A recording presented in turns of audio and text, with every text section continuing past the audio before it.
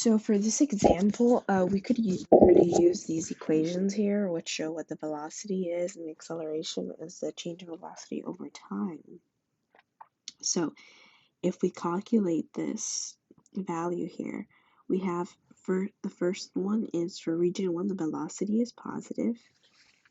Let's analyze here. Region 1 velocity is positive.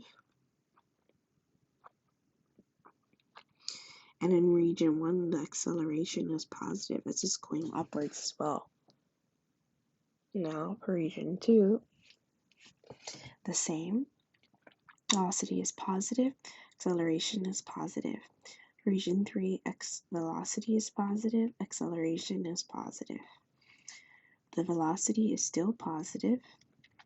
The acceleration is now negative.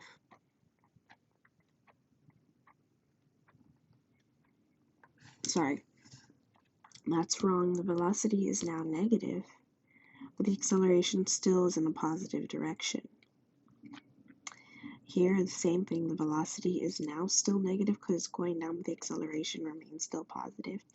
And here for the last, the velocity is positive, is not positive, but the acceleration still remains positive. So it means the only one that would satisfy this equation would be D.